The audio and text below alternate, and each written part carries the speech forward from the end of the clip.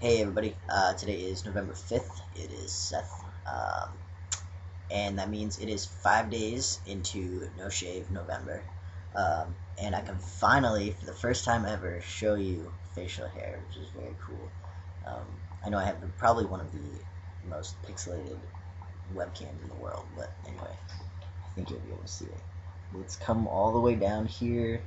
It connects. I've got it all over my chin, my facial hair. Oh, the lighting's worse on this side. Yeah, I just finally have a beard slash chin strap slash fluff that's come all the way around. So yeah, 5 days and it grew in.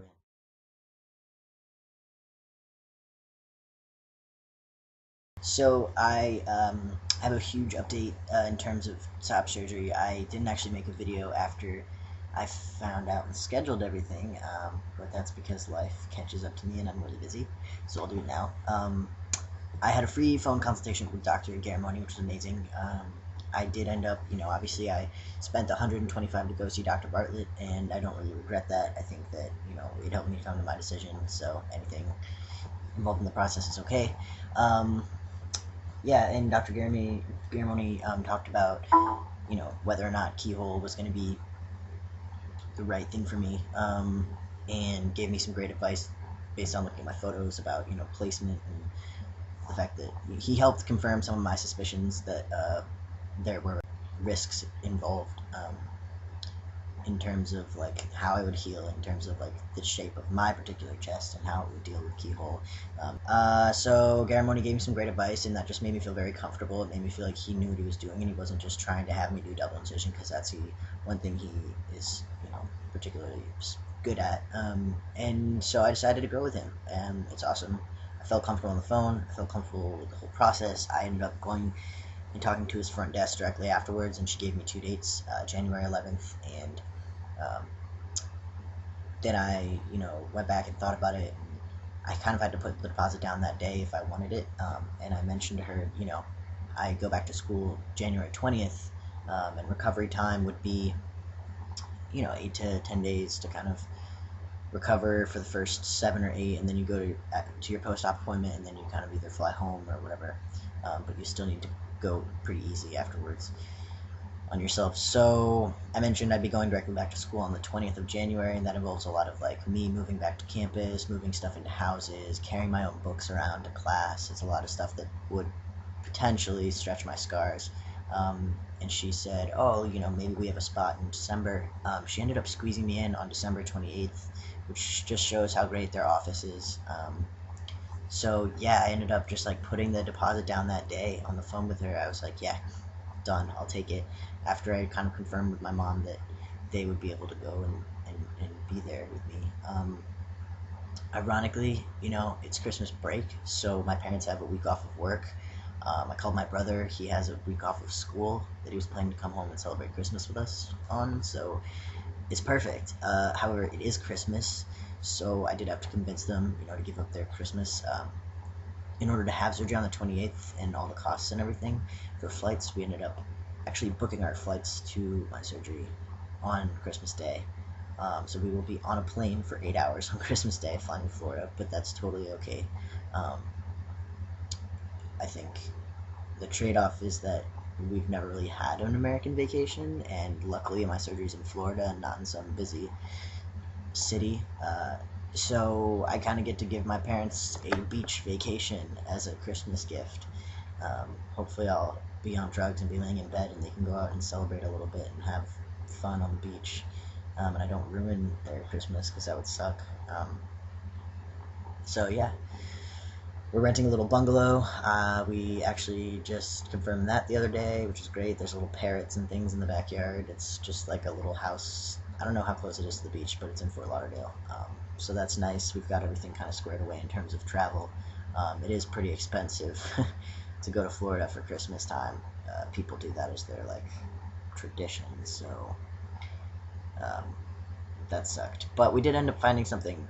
Um, I will be saving lots of money, and if you guys want to help out, you can go to my chip in and donate, a couple bucks. It'll all add up in the end and help out, with all the travel costs plus the hotel or the um, house for 10 days and whatnot. Yeah.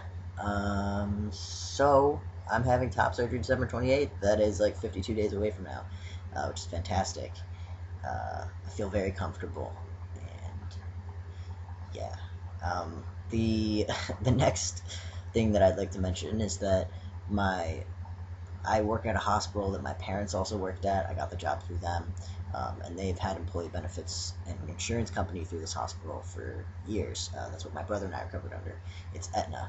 That's the insurance company. And the LGBTQ employees wanted to have trans benefits included in the plan.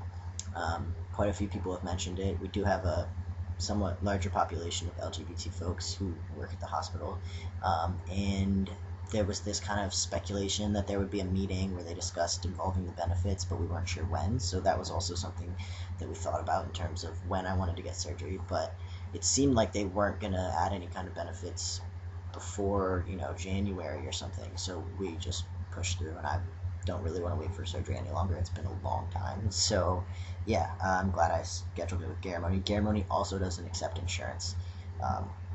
So it didn't really matter. This was mostly going to be if I picked Bartlett, Medallion, or Alter, somebody who costs like $11,000. Insurance costs. Insurance usually covers about 60%, and you pay 40. So if I was getting a surgery for 11,000 or 10,000, we'd still be paying around 4,000. I'm willing to like save up the extra 2 or 1 to go to Garamoni and not have insurance covered. But the funny thing I want to tell you guys is they had a meeting and they said, hey, we're covering trans stuff, and it starts January 1st, and they emailed me a week ago, and I've long since scheduled my surgery. So congrats, and it's amazing for everyone else at the hospital who can now have surgery stuff covered. I think it's fantastic. And I will be hopefully having my hysterectomy covered. I know a lot of the stuff that it lists is just like chest and genital, so I was kind of confused, but hopefully, hysterectomy is kind of included in those benefits. Obviously, it's sexual reassignment. It's under the umbrella, I hope. And it doesn't really cover hormones, I don't think, or it doesn't cover like little things, like it won't cover like acne meds or like hair removal or the small parts of transition, which is okay. But it might cover hormones. I need to go back and look. But yeah, that was a huge step, and it was good because we got to be involved. I think my parents may have like told them our story, and they may have used that in the case against the hospital in order to get the benefits. So that's cool. We were able to be one of the families that needed the benefits. I wish I was back in Portland doing more trans activism, but our campus is cool. We've been doing some stuff here. So what else? Life is going really well. I'm busier than I've ever been at school. I have 2 jobs. I'm head of a club called Bear, and it's spelled B-A-R-E. One of the big projects that I'm in charge of that I kind of created this summer for the club was it's called Body Art Love, and it's based around positive and negative body image. And so what I did was I cast people's body parts. I like molded their body parts, and then I made plaster casts of them. It looks really cool. Some people did, their chest. Some people did their backside. Some people did their sides, like their love handles and things that they were either insecure about or that they loved about their body. And I think it'll be a really powerful message. The gallery opens on this Thursday, so I'm finally just scrambling around putting it all together. And what's interesting is I really wanted, I put the gallery together kind of, but I also wanted to feature some trans stuff. So I did a photo shoot with one of my roommates, took pictures of me wearing very minimal clothing, and that was vulnerable, but it was really awesome. She kind of sees me do my shots sometimes, and I've been educating her about trans stuff, and so I think it's cool for her to see like how I feel about my body in positive and negative ways expressed through art. And she's supportive of my top surgery, so that's really cool. So these photos will kind of commemorate, and I cast my chest because my mom was like, oh, wouldn't it be funny like right before your top surgery if you do that? So it kind of commemorates the change that's about to happen, which is really cool. So yeah, that stuff's been happening. I'm doing really well, and facial hair is coming in, and life is good. So I just want to make that update, and I'll update more later. Cheers, guys.